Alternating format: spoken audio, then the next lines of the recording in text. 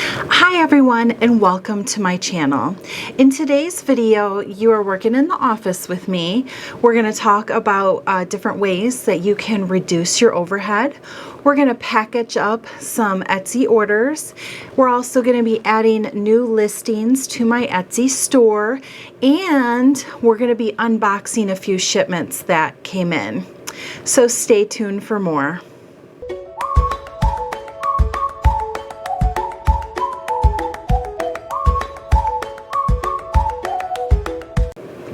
Hi and welcome.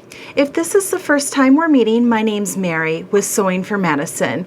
I'm an Etsy shop owner and I love teaching others how easy and fun crafting and selling online can be. I always start my day off by coming in and printing off the orders that need to be shipped out. Today is a small day. We only have 10 orders to ship out. It's going to be a mix of handmade items and then also a few craft supplies. So let's get printing those orders.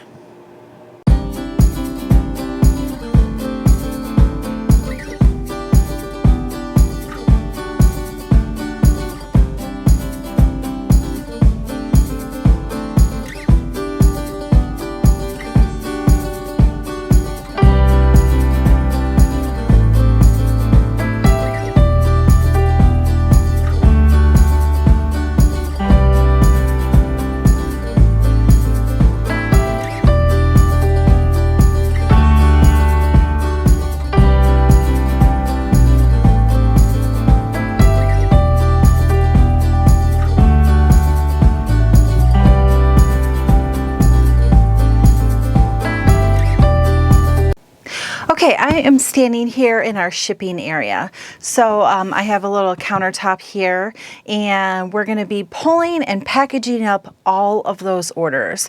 One of the ways that you can help save some overhead costs are by being carefully selecting your shipping supplies. I think I've said this before in other videos, but customers really do not have a preference to whether your package comes in something, you know, that's super pretty and flashy, like this bag here, or a plain envelope like this. So be selective about your shipping products.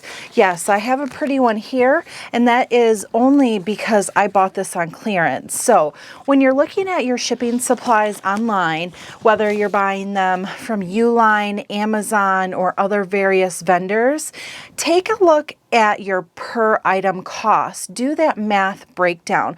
Figure out how much the quantity is and then divide that out and figure out what your per bag cost is. Now, if you've been watching the markets, you've noticed that in the past several months, inflation has gone through the roof. So one example of inflation is when I bought these cards. These are cardboard sheets, and I put them inside the envelopes here to help keep the faux leather sheets nice and straight during shipping. When I originally bought them, when I was first starting out, let's see, 2 years ago now, my cost for these to buy about 300 of them was, I would say, about about $23. So the per cost item was very, very low. Now, for that same amount, the same exact product, the same exact vendor, it is like $43 for that same amount. So the per cost item has skyrocketed for items like this and also simple shipping bags. I'm not sure why. I don't know if it's a production issue, if it's just the general junk economy that we're currently living in. But that is an example of how you need to be careful about what you are ordering. So for my Etsy shop, how do I go about taking that increased product cost and adding it into my item?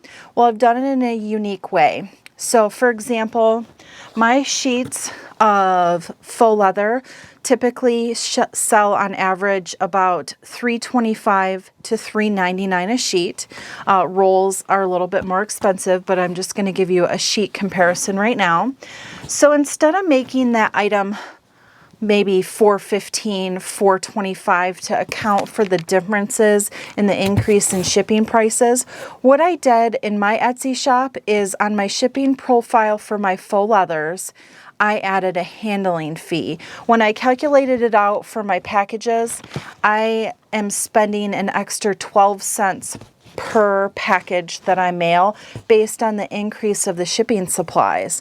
So with that being said, instead of making the item higher, I added that handling fee, which on the customer side, it just shows 12 cents higher on their shipping total within that shipping total. So let's say it cost $4 to ship that item. They're going to see $4.12 on their end. So the price of the item remains the same, but I have a handling fee on there to account for those additional product costs. That's how you're going to maintain your profit margins and not reduce your overhead, but not lose any money on the increase of these supplies. So it's just a little trick that I have. What I'm going to do next is I'm going to go ahead and package up the orders that we have to go out.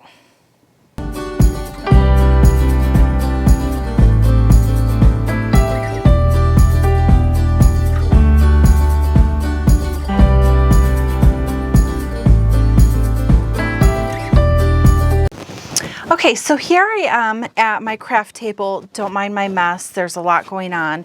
And I'm preparing my faux leather sheets for this particular new release bundle that I have out. So what I do for storage reasons and for mail reasons is I end up taking a little bit of strip off of this item. Otherwise, I would have to mail these folded, which can impact customers' designs. So not a lot of shops do that. They actually do send folded sheets. And that's just not what my quality preference is. I like flat sheets, and 9 times out of 10, most designs use a smaller sheet anyways, so there's less waste that way. Then what I do with these leftover strips is I make little scrap packs and I sell those scrap packs. They're great for bow makers or earring makers or people that make wristlets. So the possibilities are really endless. I'm going to show you one of those packs right now. Have one sitting behind the camera. So they get packaged up just like this.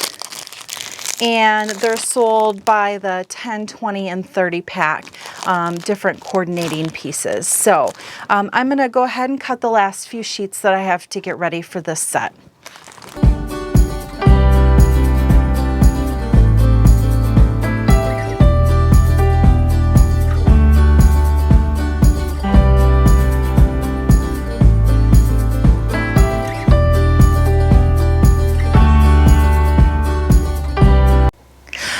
To share with you guys one of the ways that I do my inventory, and that is by assigning SKU numbers. So I have a small little Dymo printer that I use to print these labels. I'll show you guys that in a little bit. But basically, all of my craft supply products are organized by SKU numbers within my lateral filing cabinets. This is a Valentine's Day set. It has 4 pieces to it. So what I have here is I have 3 that are complete sets. So I'm going to package those up. And then on sheet 1, the pattern runs horizontally and vertically. So I'm going to divide those out into 2 different envelopes because sometimes my customers need that pattern in a certain direction for their craft project. I know other sellers don't do that. You get what you get.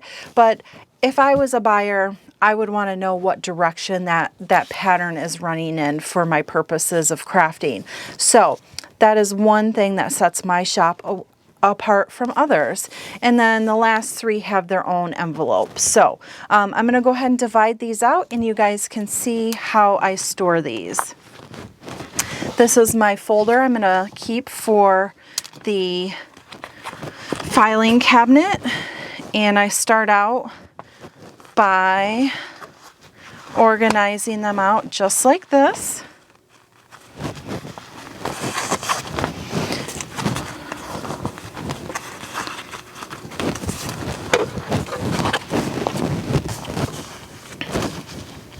I'm going to pull my 3 sets first.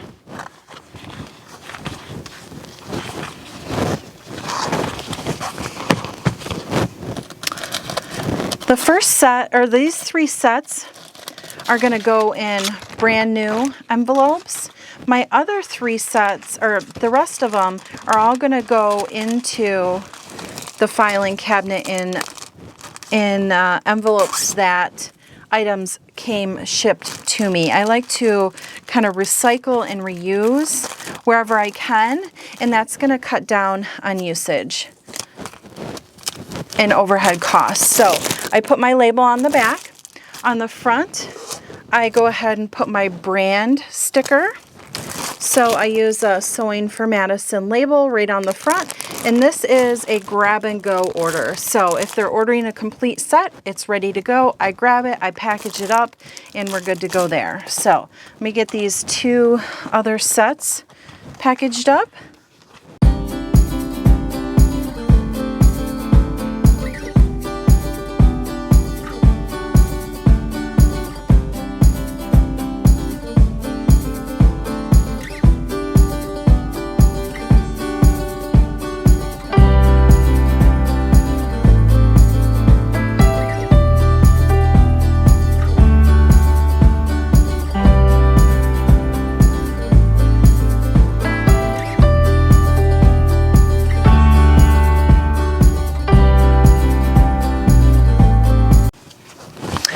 One other thing, if you guys are packaging sets, I always put the glitter sheet on top, and that way the glitter, if any were to fall off, it's not going to get on the backs of the other items. So it's just a little tip that I have. Put the glitter sheet on top.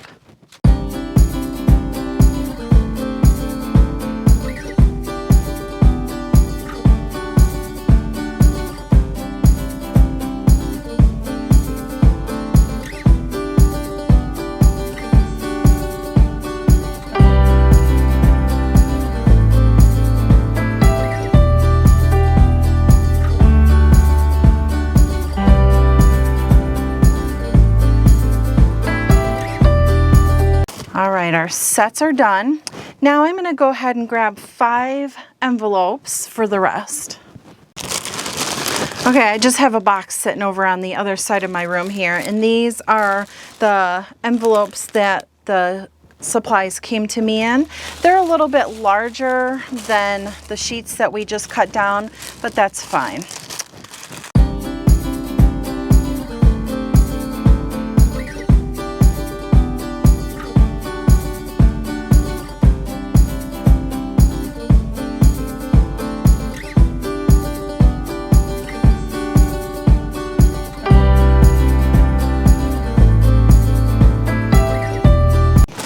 Okay, now I am left with just a single sheet of the vertical.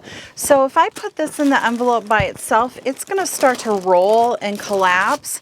So what I do to make sure that they stay quality on items that look like they're going to roll or collapse a little bit is I grab one of my cardboard sheets and I add that to the envelope before I package it up. That way that one sheet or several sheets in there stays nice and flat and upright in the file cabinet. All right, the only thing that's left is to go ahead and label all these with the stickers, but I need to head back to my desk for that, so I make sure I'm putting the right SKU number on the right sheet. Okay, we have all the labels on, and it's ready to head over to the file cabinet and put these away.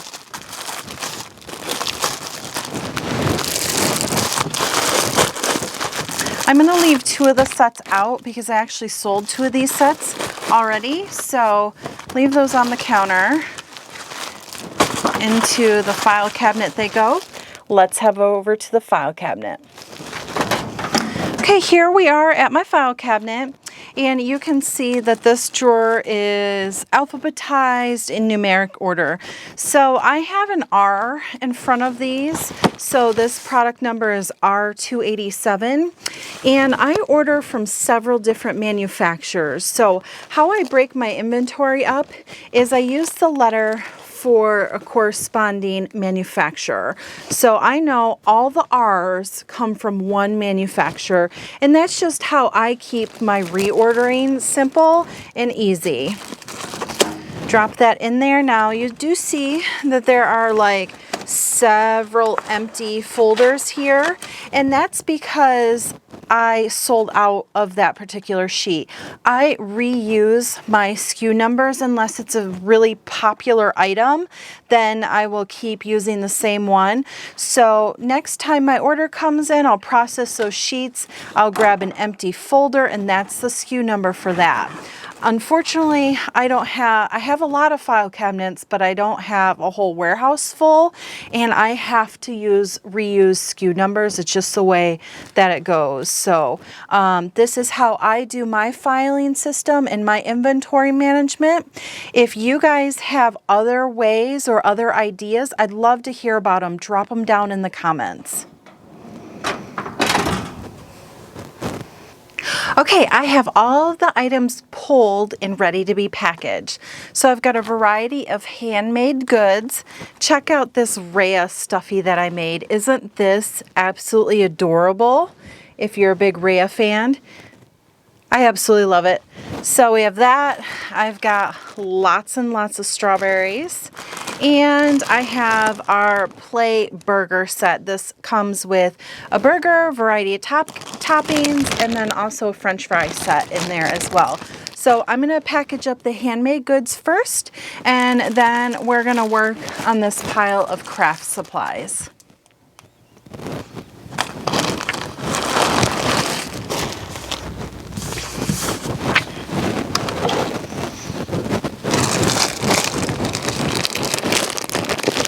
So for some of my bigger stuffies, I wanted to share with you guys what I use to package those. And this is just a reclosable Ziploc bag, if you will. It's clear. It's 10 by 13. It's a 2 mil poly bag. I love this for these bigger stuffies that don't fit into my Mylar envelopes. So these are my Mylar envelopes. I like the kind of like this, I don't know if you call this holographic or iridescent. It's clear on one side. So this big stuffy, not going to fit in there. So I got these clear poly bags for these larger items.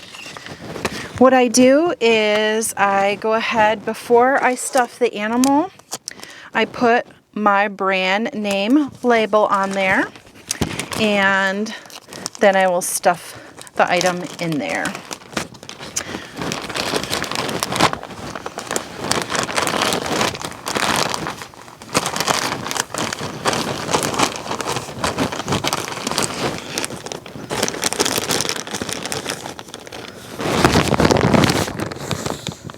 Okay, just like that. Now this guy is going to have, or I should say girl, this girl is going to have to go in a big giant bubble envelope. So I'm going to grab that here from my shipping cart, and we're going to use this giant one. I don't remember what size this one is, but I'll put a link down in the description for it, and she's going to go right in there. So before I put her in there, I grab the packing slip, grab my thank you, put those in there first.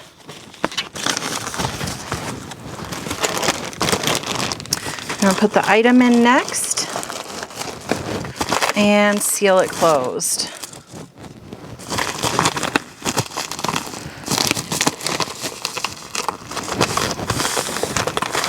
I do like to tape the ends on these. That way it won't catch on the Postal Service conveyor belt or the machine they run them through for the addresses. And then I add a little tiny thank you sticker to the back. Just like that, okay? Now we're gonna weigh it. 6.2 ounces. I'm going to write that on my sheet, and then we'll generate the label here in a minute. All right, watch me pack up all the rest of this.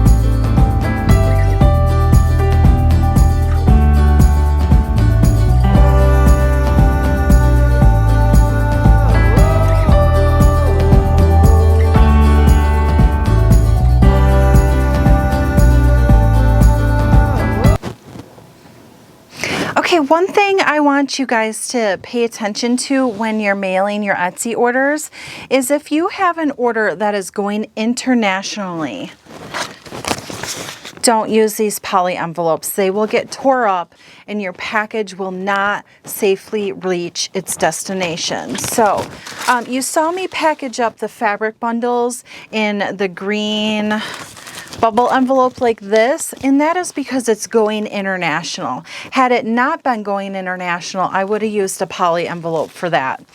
This particular order is also going international, so again, I'm going to use a bubble envelope.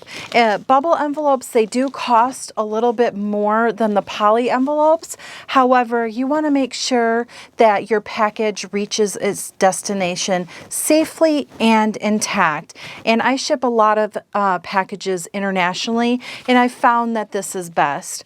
Also, another packaging tip, when you close your bubble envelopes, make sure that you use packing tape and you close that whole seam, because it has to go through a lot of destinations before it reaches the customer. So having that seal extra closed, extra secured really makes a big difference and ensures good delivery.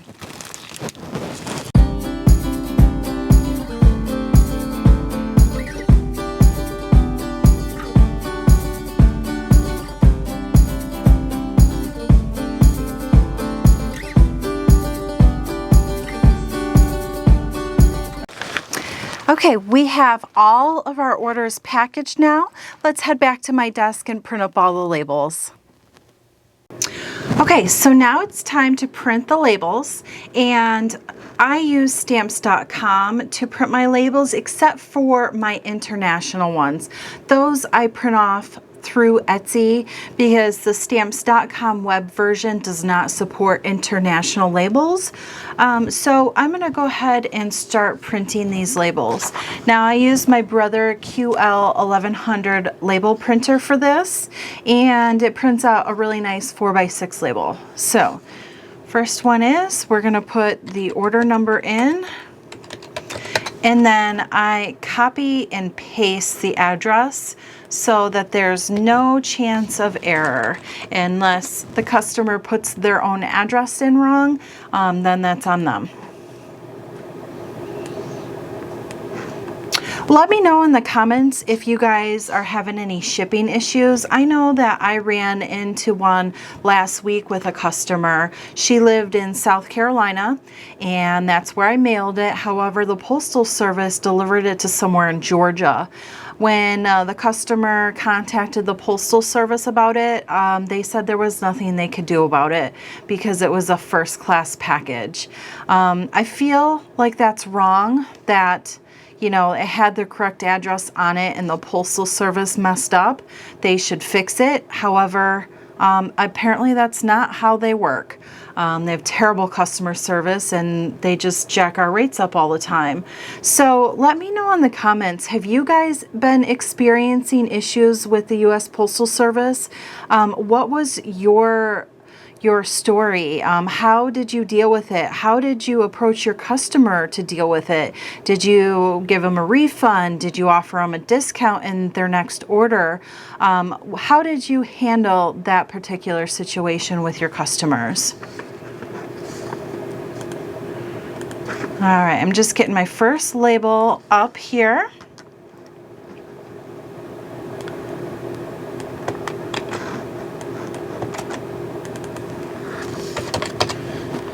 Using Stamps.com makes it pretty easy. I can also print UPS labels here.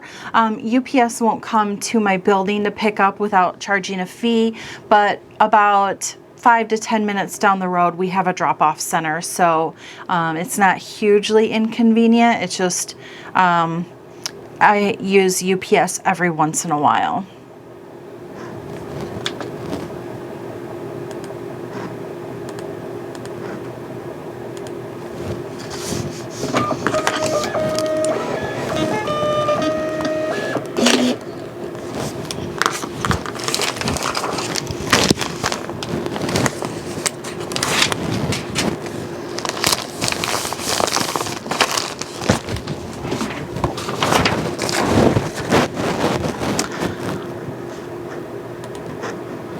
After I've printed the label, I copy and paste the tracking number and then complete the order.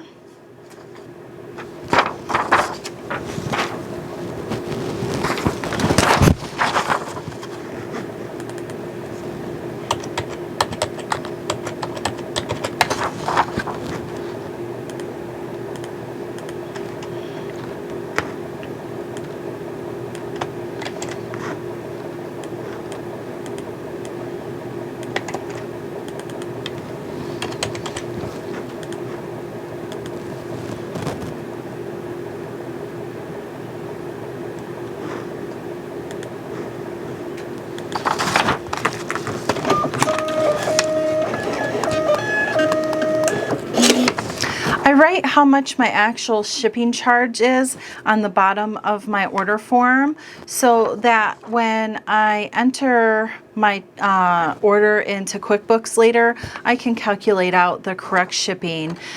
Sometimes Etsy does add up the shipping a little bit wrong, but unless it's like several dollars over, I don't generally refund the customer. So earlier, remember when I said I have that 12 cents handling charge?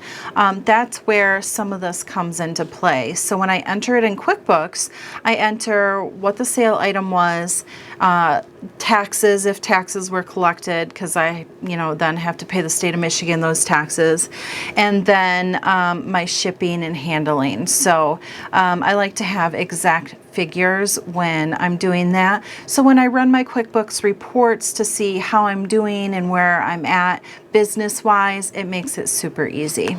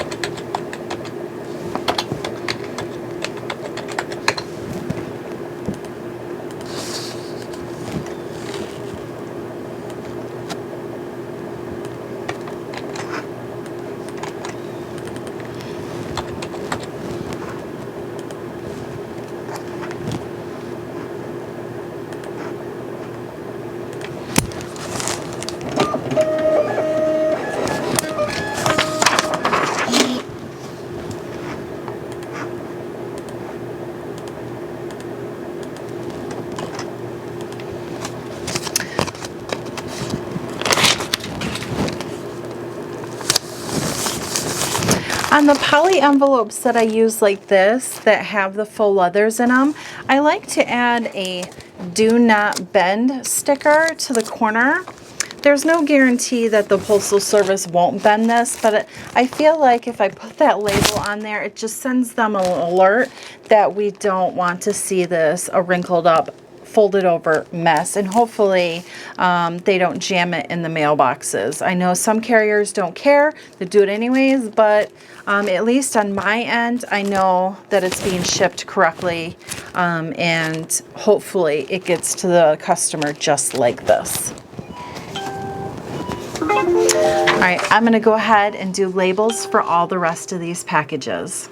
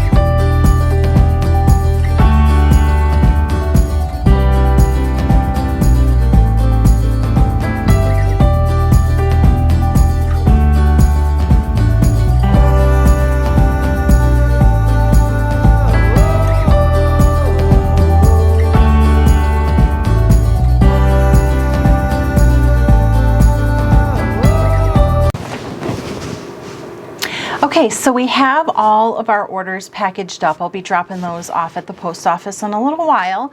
Now, let's have some fun and unbox some of the shipments that have come in.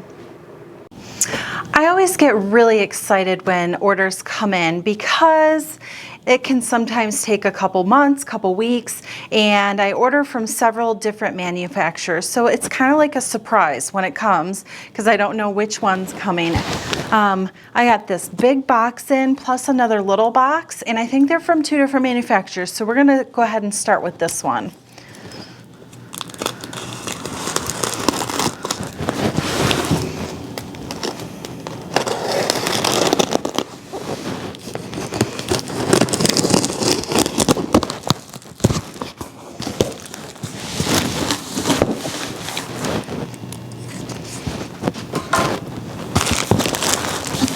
Oh, this is a big box filled with all kinds of goodies. So what I ordered, these are already open, is several different new fabrics. So this is a kind of like a velvet suede. I think it would be classified more as a velvet than an actual suede.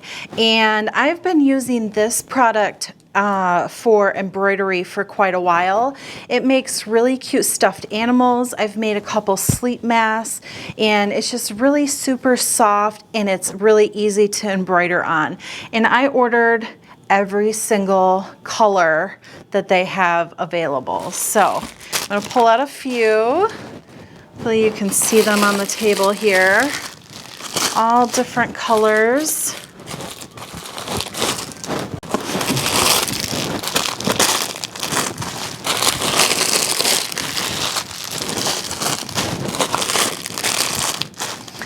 This color here I really like. I've used this for some of the stuffed lions and also giraffes that I've made. Oh, look at this orange. This is like super bright, like hunter's orange.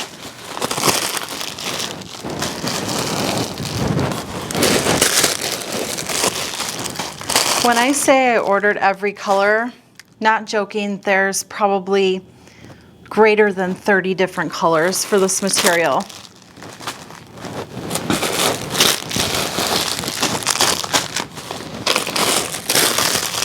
Here's a really nice mauve color. It's a really cute purple. I need a bigger table. All right. I also ordered bigger sizes in a couple of the browns.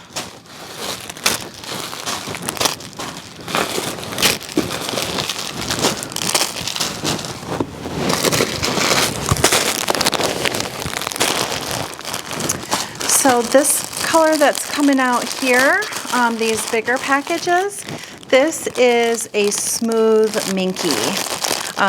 Again, another really great material to use for stuffed animals and different baby items. This will be a brand new fabric that I'm adding to my shop. So we've got the velvet and the minky, and I ordered the minky in every single color that they have available.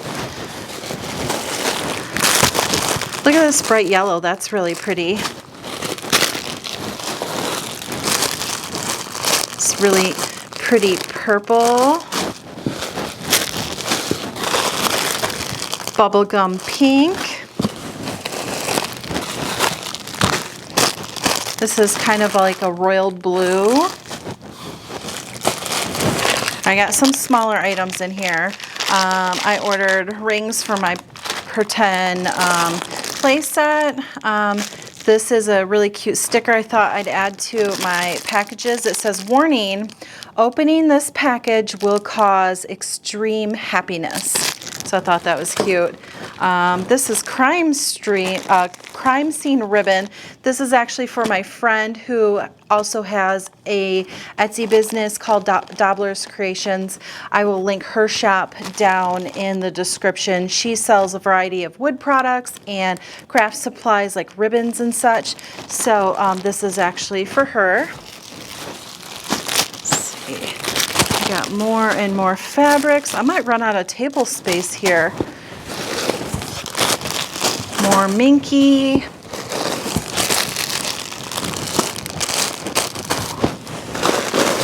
Oh, look at this color. This is like a teal aqua or a Raya the Dragon color.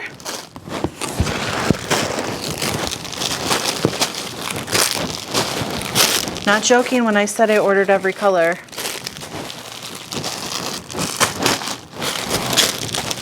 I've only made it through about half of the box.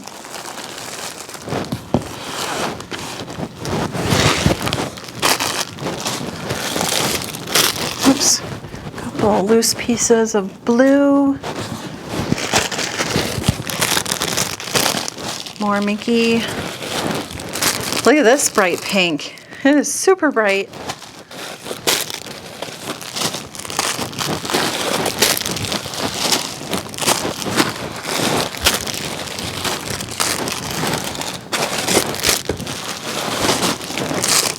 More colors. More ribbon. This is a soccer ribbon. That's for Dobbler's Creations. Or no, it's not Creations. It's Dobbler's Collections. My bad. Ooh, this, I was really excited for this piece to come in. Check this out. This is a fur, but it has like these gold stars over it. And I thought it was just really awesome. It screams unicorn stuffy to me. I don't know, what do you guys think? What should I make with this? Whoops, fur's getting everywhere. Downside of working with fur, it gets everywhere. I'm gonna keep that one in the package. And this is the other version of it. So same kind of deal, it's a fur, but this doesn't have stars. It's just got flecks of gold on it, which is pretty cool. And I have one more. This is, I would say that this is somewhere in between a fur and a minky.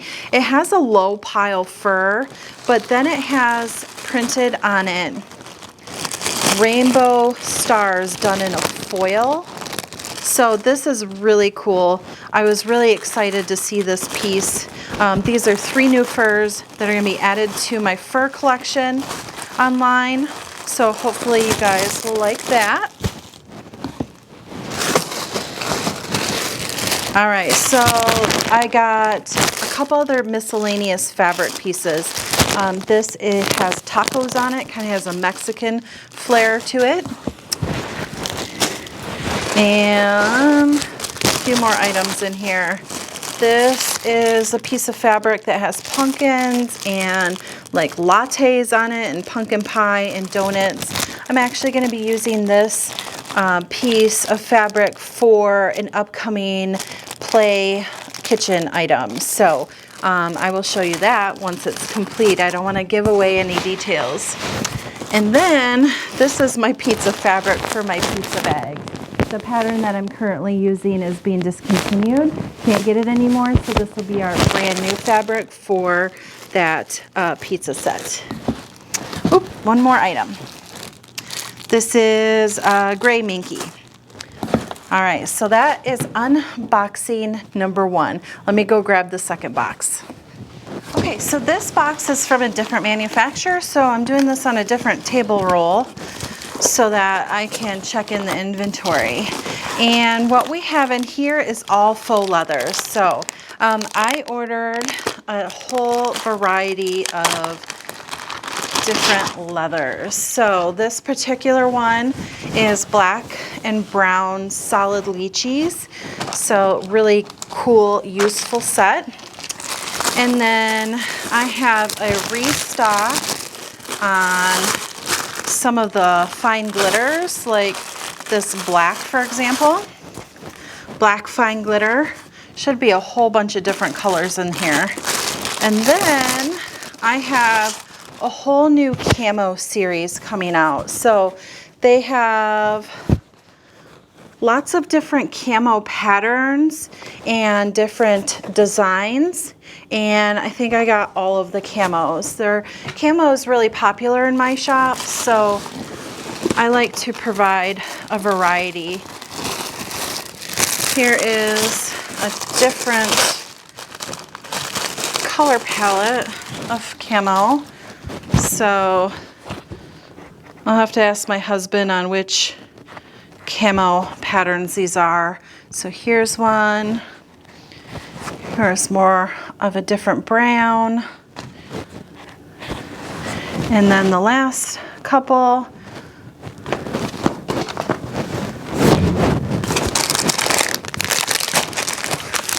I also have camo sets, and these are going to have one sheet of each camo pattern, which is super fun.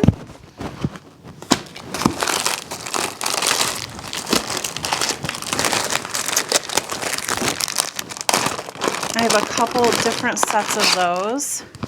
This one has a different camo color palette. The first one was more browns. This one is more greens. Again, you'll get one sheet of each camo in there. Okay, got one more bin. This is another pack of the camo that we already opened. These are more of the camo sets. And the rest of this entire box is all fine glitters.